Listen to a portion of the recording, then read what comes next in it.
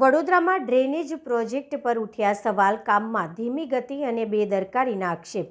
વડોદરા શહેરના મુક્તાનંદ 3 રસ્તાથી વુડા સર્કલ જતા મુખ્ય માર્ગ પર ચાલી રહેલા ડ્રેનેજ પ્રોજેક્ટને લઈને ગંભીર પ્રશ્નો ઉઠ્યા છે। આ કામગીરી માટે ભાવિન એન્ટરપ્રાઇઝ નામની કંપનીને કોન્ટ્રાક્ટ આપવામાં આવ્યો છે, પરંતુ કામગીરીની ગતિ અને ગુણવત્તા અંગે અસંતોષ સામે આવ્યો છે।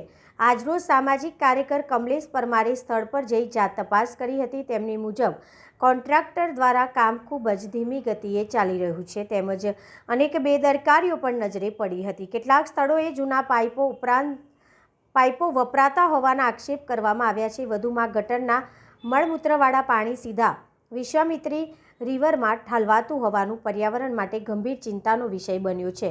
સ્થળ પર કોઈ જવાબદાર અધિકારીઓ અથવા સુપરવાઇઝર હાજર ન હોવાથી પણ ફરિયાદ કરવામાં આવી છે। સામાજિક કાર્યકરો માંગ કરી છે કે આવા કોન્ટ્રાક્ટરોની વિગતવાર તપાસ કરીને યોગ્ય સૂચના આપવામાં આવે અને જરૂર પડે તો તેમને બ્લેકલિસ્ટ કરવામાં આવે। બીજી તરફ કામગીરીના કારણે એક તરફનો માર્ગ બંધ કરવામાં આવ્યો છે, જ્યારે ફૂટપાથ પર લારી અને વાહનોના દબાણના કારણે ટ્રાફિકની સમસ્યા ઊભી થઈ રહી છે। અવારનવાર અકસ્માતોની ઘટનાઓ સામે આવી રહી છે, જેના કારણે સ્થાનિક નાગરિકોમાં ભારે મુશ્કેલીનો સામનો કરી રહ્યા છે। આ પરિસ્થિતિને ધ્યાનમાં રાખીને વડોદરા મ્યુનિસિપલ કમિશનર દ્વારા સ્થળની જાત તપાસ કરી યોગ્ય કાર્યવાહી કરવામાં આવે તેવી માંગ ઉઠી છે।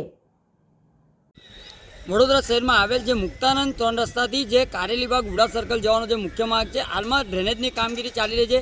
આ ડ્રેનેજની કામગીરી ગોકળ ગતિએ ચાલી રહી છે। સાથે સાથે આજે અમે જાત તપાસ કરતા જોવા મળ્યું કે વિશ્વામિત્રી નદીની અંદર સીધા ગટરના મળમૂત્રવાળા પ્રદૂષિત પાણી ડાયરેક્ટલી છોડવામાં આવે છે। સાથે તમે જોશો કે મારી પાછળ તમે જોશો કે જે પાઇપો છે, આ પાઇપો જૂના પાઇપ છે। આ જૂના પાઇપ આવ્યા ક્યાંથી? આ જૂના પાઇપો શું ફરીથી અંદર ફિટિંગ કરવાના છે? એટલે ક્યાંક ને ક્યાંક લાગી રહ્યું છે કે વડોદરા મહાનગરપાલિકાની અંદર મસ્ત મોટા પાયે ભ્રષ્ટાચાર થતો હોય તેમ સ્પષ્ટપણે જોવા મળી રહ્યો છે।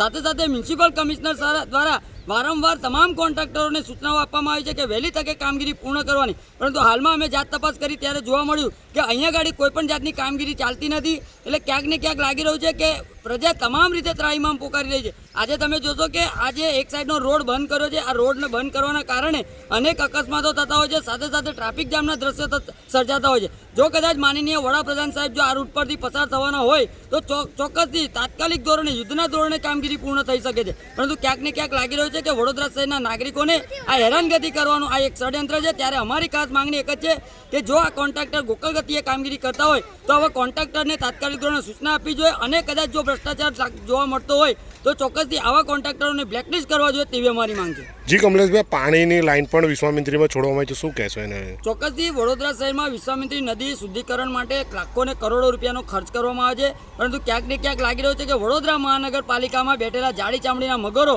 આ કોન્ટ્રાક્ટરોને છાવરી રહ્યા છે, અને કોન્ટ્રાક્ટરો જાતે પોતે જ આ વિશ્વામિત્રી નદીમાં સીધા ડાયવર્ઝન કરીને વિશ્વામિત્રીમાં ગટરના મળમૂત્ર વાળા પાણી પ્રદૂષિત છોડી રહ્યા છે। આ ખૂબ જ ગંભીર વિષય છે। ત્યારે અમારી ખાસ માંગણી એક જ છે કે આવું કૃત્ય કરનારા જે પણ કોન્ટ્રાક્ટરો છે, આ કોન્ટ્રાક્ટરોને તાત્કાલિક ધોરણે બ્લેકલિસ્ટ કરવા જોઈએ તેવી અમારી માંગ છે।